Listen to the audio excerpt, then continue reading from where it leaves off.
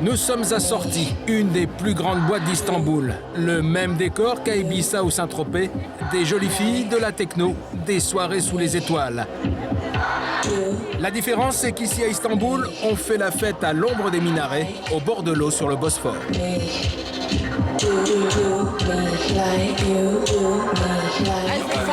C'est incroyable, c'est fantastique. Je suis allé dans pas mal de villes en Europe et même en Amérique. Mais cette vue sur le Bosphore, je n'ai jamais rien connu de pareil. Et faire la fête, c'est exigeant. Il faut un événement tous les soirs. Ici, un concept importé d'Australie. On branche de petits capteurs sur un corps, puis on pianote dessus.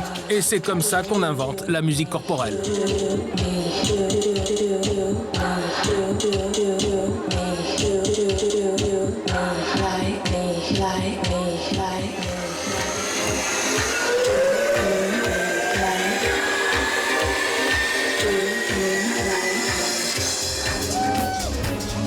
Ces Turcs qui font la fête sont musulmans, modernes et riches. Ils boivent de l'alcool et les femmes ne portent pas le voile ni le foulard.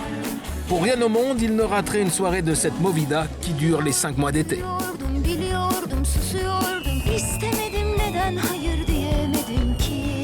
Pour éviter la foule et se faire remarquer, le must, c'est bien sûr d'arriver dans les soirées en bateau privé et d'en repartir toujours en bateau, de préférence accompagné.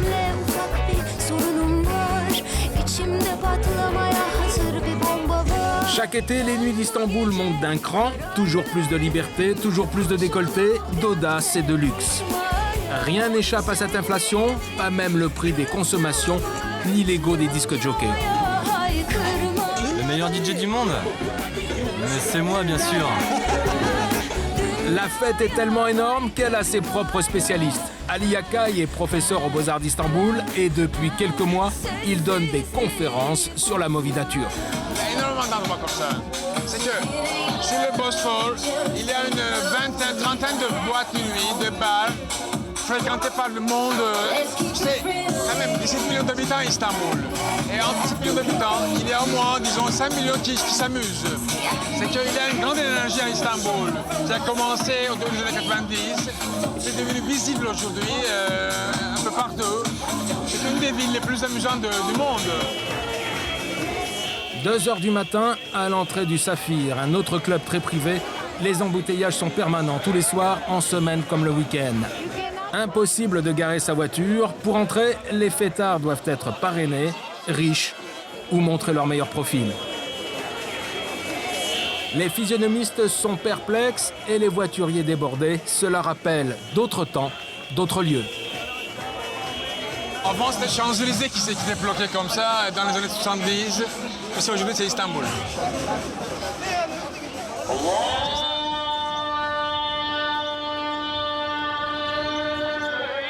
Et pourtant, pour les touristes, Istanbul se résume plutôt aux mosquées ottomanes, au folklore et aux monuments de Byzance que l'on vient photographier du monde entier.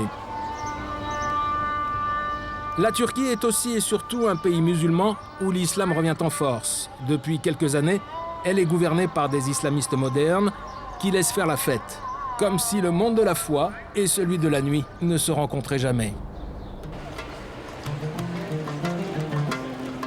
Il faut dire que la République turque est profondément laïque et que pour l'instant, la loi n'interdit ni l'alcool, ni la Dolce Vita.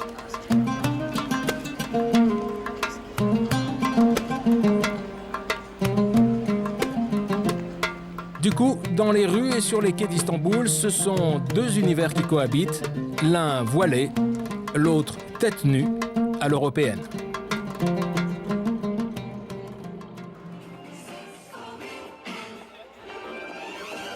Loin des mosquées et des prières, dans le quartier résidentiel de Maçka, se cache un des QG de la fête, les jardins de Cahide. Un cabaret-restaurant en plein air, très apprécié des riches d'Istanbul. La patronne de l'endroit, c'est Gülsün Sami, Gugu, pour les intimes. Avec ses cheveux rouges, Gugu est un peu la régine d'Istanbul. Cette reine de la nuit sait qu'une fête, ça se prépare tôt. Dès 4h de l'après-midi, la stratégie est arrêtée en équipe. Programme de la soirée, invitation et réservation. Il y a une réservation qui est prévue pour 10 Ils appellent, ils disent on va venir à 15. Ou ils appellent pour dire on vient à 6. Donc il faut changer de table. Toutes les tables sont conçues d'une façon différente, de couleurs différentes, de services différents. Et tout change jusqu'au dernier moment. Le changement ne fait pas peur à Gugu. Elle a vécu à Paris et en a rapporté un spectacle de travesti qui a fait scandale au début.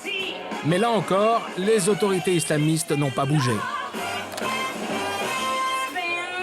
Pour le moment, non, on n'est pas emmerdé par les islamistes. Et ça, ce n'est pas seulement au niveau de boulot, de restauration. C'est également en tant que femme et en tant que femme laïque turque. Mais ça me gêne d'avoir un gouvernement islamiste. À 22h, les travestis sont sur scène, comme à Pigalle et comme promis. Les habitués de Jahidé paient jusqu'à 100 € pour assister à ce spectacle unique à Istanbul.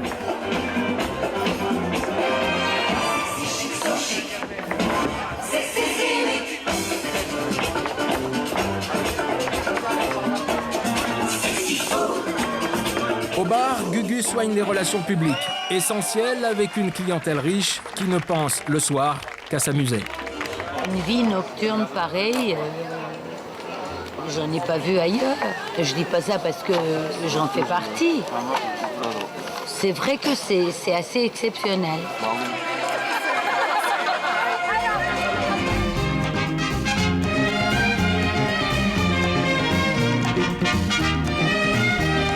Deux heures du matin, dans la ville européenne. Le quartier de Taksim est toujours envahi de jeunes qui, manifestement, ne veulent pas se coucher. Normal, 70% de la population a moins de 25 ans. Pour ces jeunes fêtards, c'est l'heure d'avaler un dernier kebab avant de replonger dans le tourbillon des bars et des clubs. Istanbul, il n'y a rien de mieux. À 1 € la bière, Taksim n'a pas de mal à remplir ses 3000 bars. Tous les soirs, le quartier appartient aux jeunes. Jusqu'à 2 h du matin en semaine, 4 heures le week-end. À Taksim, pas de problème de voisinage, puisque tous les immeubles abritent des bureaux, des restaurants ou des clubs avec, à tous les étages, une musique différente.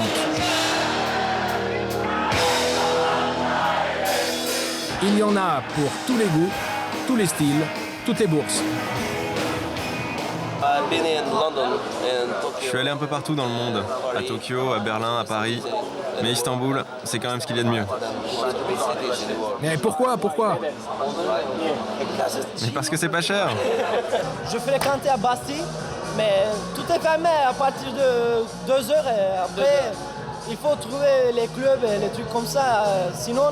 En fait, la différence entre Paris et Istanbul, c'est qu'à Paris, c'est presque impossible de trouver un taxi après avoir sorti de la boîte. Alors qu'à Istanbul, c'est bien connu, on trouve des taxis à toutes les heures de la nuit. Idéal pour sauter de bar en bar, de musique en musique, qu'on soit adepte de rock,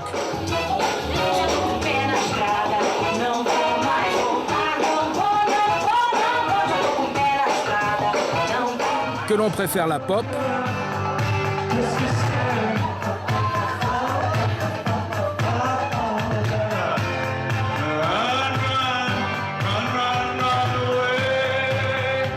ou que l'on ait envie de rejoindre ces Kurdes et leurs bouzouki jusqu'au bout de la nuit.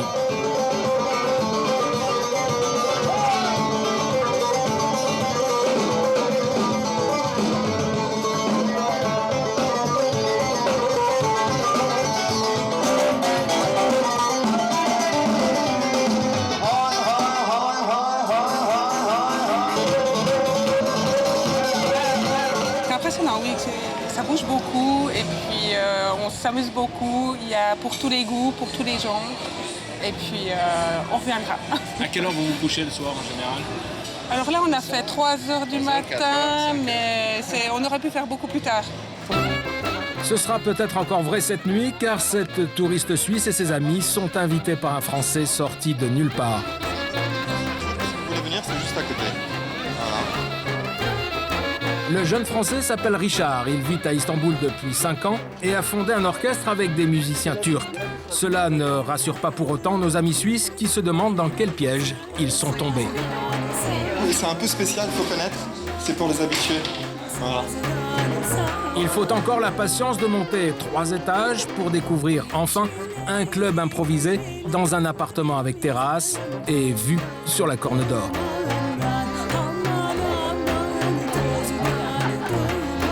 Alors ici c'est un lieu fabuleux, c'est un lieu vraiment fabuleux. Il y a beaucoup de lieux qui se trouvent dans des étages qu'il faut connaître, il y en a pas mal, ouais. Je suis venu il y a 5 ans parce que j'avais des contacts ici, des amis qui étaient étudiants en France et qui étaient des amis turcs. Ils connaissaient mon intérêt pour les musiques des Balkans et d'Anatolie. Et ils m'ont dit viens par chez nous, tu vas voir, c'est mieux que là-bas, c'est mieux qu'ailleurs. Entre-temps, Richard a appris un peu de turc qu'il parle avec un fort accent et pas mal d'humour. Herkes tanıyor normalde, TRT'de var, her yerde var. Ama bu akşam sizin için burada, özel.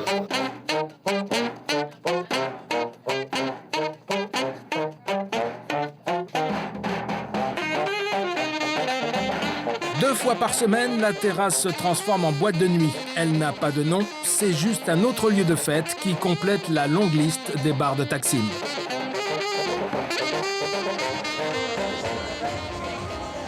Il est 2h du matin et les rues commencent à se vider.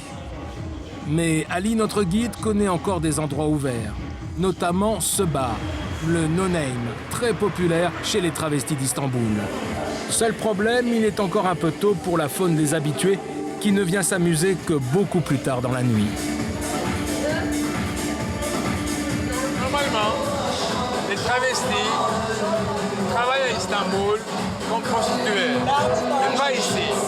Ici, le patron les a mis comme barmaid. Barmaid ou stripteaseuse plutôt réussie. Les travestis font partie de la nuit depuis toujours et ils fréquenteraient 25 bars comme celui-ci à Istanbul. Même s'ils préfèrent rester discrets, le patron du No Name estime que c'est encore insuffisant.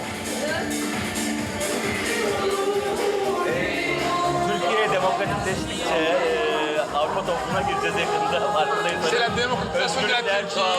La liberté augmente, donc on va rentrer bientôt en Europe. Il y a 15 millions d'habitants à Istanbul. Il dit à mon avis, 25 c'est peu.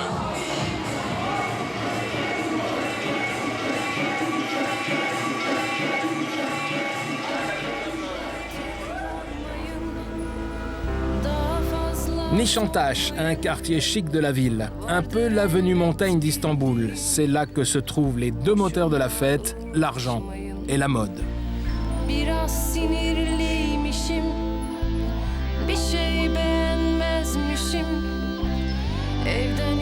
On y croise souvent Ece et Ayşe, deux sœurs, toutes les deux stylistes à Paris comme à Istanbul et habituées des pages people de la presse turque.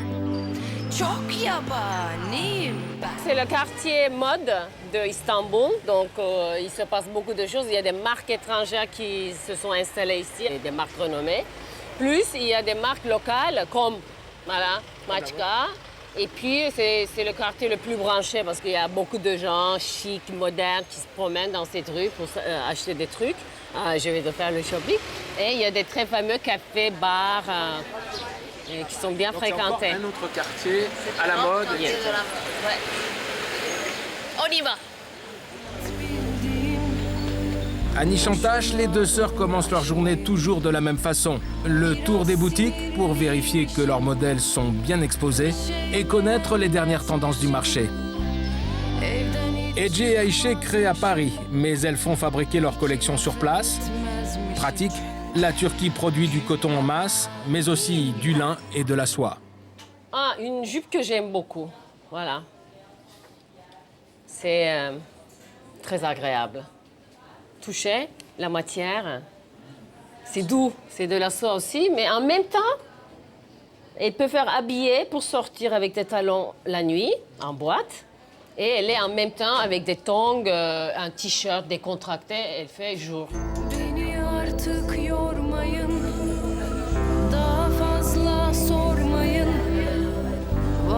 Autre avantage, en Turquie, la main-d'œuvre est meilleur marché et les prix moitié moins chers qu'en Europe.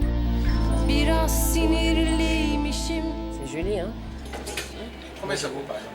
Ah, voilà, par exemple, une robe 100% soie, brodée à la main, 150 €.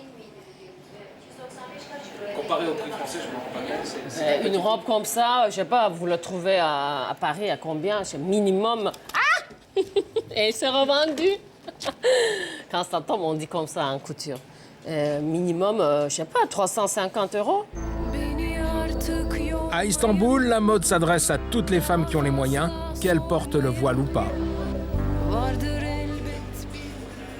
Vous avez des clientes islamistes? De toute façon, en Turquie, on s'habille comme ça. C'est la mode de la femme voilée. On s'habille comme ça, OK? Et on met le foulard, très moderne. C'est ça qui est super. Mes amis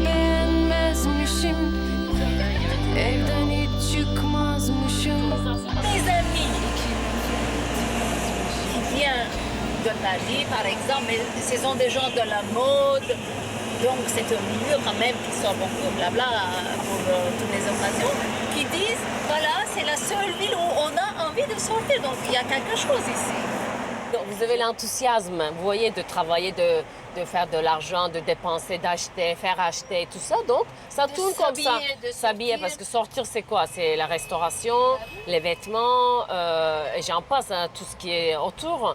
Donc, c'est une consommation active. C'est quand même une jeune population. Je parle de la Turquie, là. Donc, quand même, c'est quoi? 70% de jeunes. C'est bien, c'est une population active, donc qui consomme. C'est ça qui m'intéresse, la consommation continue, merci Dieu. Donc tout ça, ça fait vivre, ça fait vibrer la ville, donc Istanbul.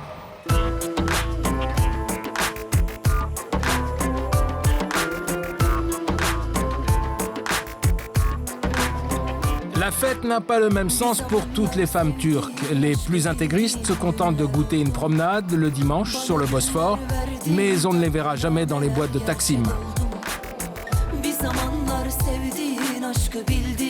D'autres musulmanes turques moins traditionnelles prouvent que l'on peut être croyante et s'amuser. C'est le cas de Nalan. Nalan a 30 ans, elle n'est pas mariée et vit toujours chez ses parents.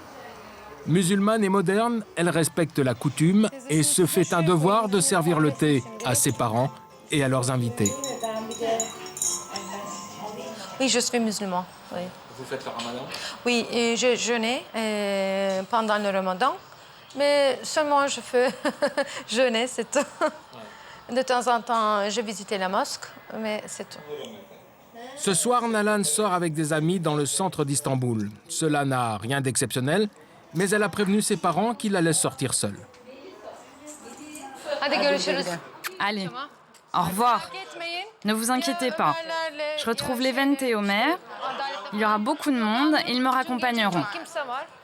Bonne soirée. Oui, je suis prête. Je suis prête à sortir. Oui, tout est prêt. Vos parents sont d'accord? Oui, oui, oui. J'ai dit, je suis un peu plus tard. C'est tout. D'accord. Et il n'y a pas si longtemps, voir une fille seule dans la rue aurait été impensable. Les choses ont beaucoup changé en Turquie, hein? Une fille peut sortir seule maintenant. Oui, oui, c'est ça. Mais c'est ça comme ça peut-être depuis 15 ans.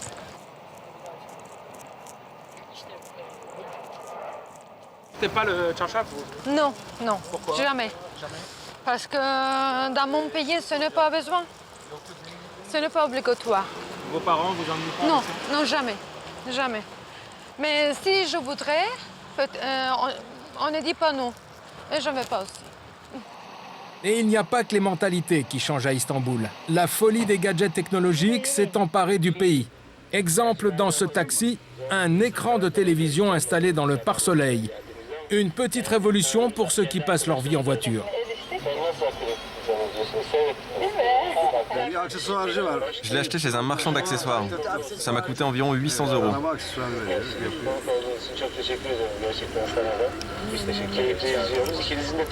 Et vous pouvez capter combien de chaînes? 22 chaînes, et franchement, ça me suffit. Ça suffit d'autant plus que le chauffeur, comme des millions de Turcs, regarde en boucle les émissions People de la télévision. Celles où les paparazzis n'hésitent pas à traquer les stars jusque devant leur appartement. Les stars ont beau protester, cela ne sert à rien, car à la différence de ce qui se passe en France, la loi turque ne protège pas sérieusement la vie privée.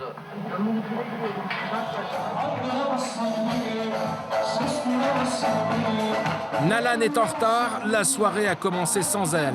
Pas grave, les Turcs ne sont pas formalistes.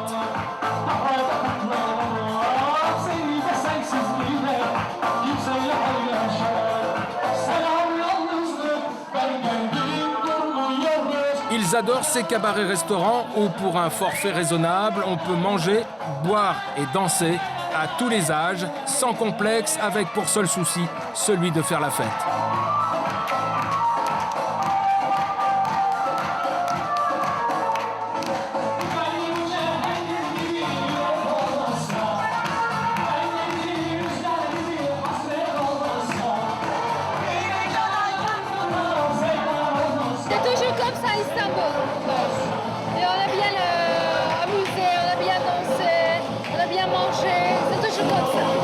C'est toujours comme ça à Istanbul, surtout quand vos amis ont préparé un anniversaire surprise.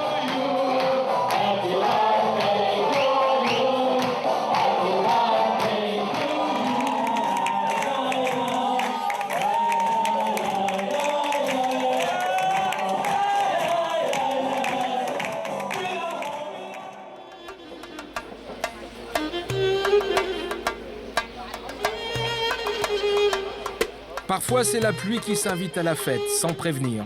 Pour les patrons de bar, c'est l'incertitude. Par précaution, ils font essuyer les tables et couvrir les installations.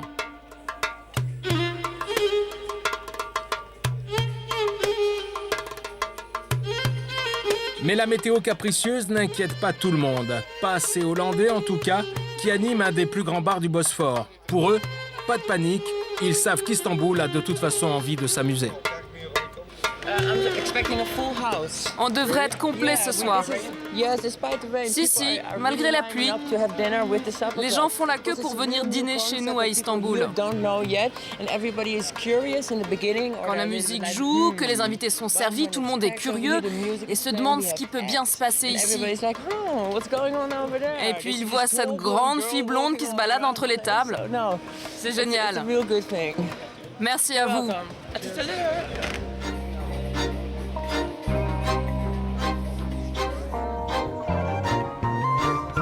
Quelques heures plus tard, la pluie s'est arrêtée. Les Hollandais sont soulagés et à une centaine de mètres de là, dans un autre club, la fête peut repartir. Comme chaque soir, le restaurant affiche complet et les sourires sont de retour.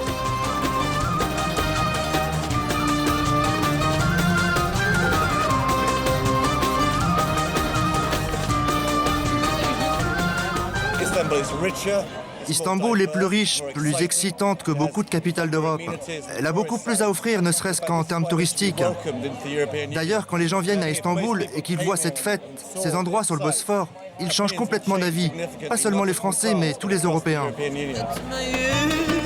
Beaucoup d'Européens n'ont pas attendu ce conseil pour venir à Istanbul. Et certains font spécialement le voyage pour le week-end. D'où est-ce que vous venez? De Belgique. Spécialement, vous venez ici? Oui. Pour faire la fête? Oui. Pourquoi Istanbul? On avait entendu du club, on avait entendu qu'il y avait des jolies filles. Et on avait rencontré deux filles très sympathiques. Et pour le reste, on a entendu qu'ici c'était génial. On a eu du mal à réserver une table, mais ça a juste marché, donc c'est parfait. Mais le matin, c'est difficile quand même. Hein? Les matins, c'est difficile. Hein? Même si les petits matins sont difficiles, l'important est de s'amuser, d'être entre amis et de goûter le raffinement du lieu.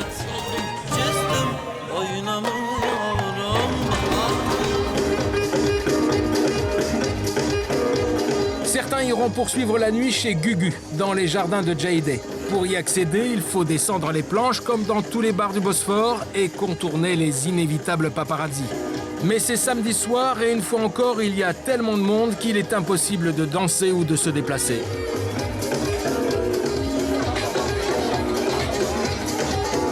Dans un coin, nous retrouvons Ali, notre sociologue, sur son terrain de recherche préféré. Heureux, mais visiblement dépassé par les événements.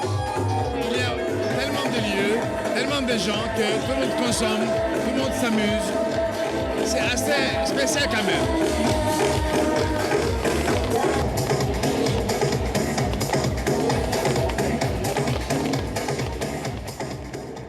4 heures du matin, la fête est finie. Plus d'1 millier de personnes ont défilé à Jahideh durant la soirée. Il faut nettoyer les dégâts et ranger les chaises pour que tout puisse recommencer lundi. La reine de la nuit est épuisée. On ne s'attendait pas à une foule pareille. Je suis morte. Mustapha, Bourak, venez les filles.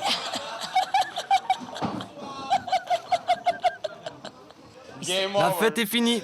Yani dedim ki onlarsız ben bir hiçim.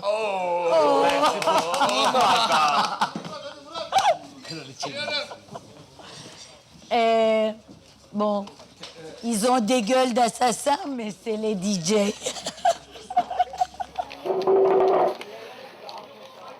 C'est l'heure des comptes. 30 000 € de recettes. La nuit à Istanbul est une bonne affaire, mais c'est éprouvant.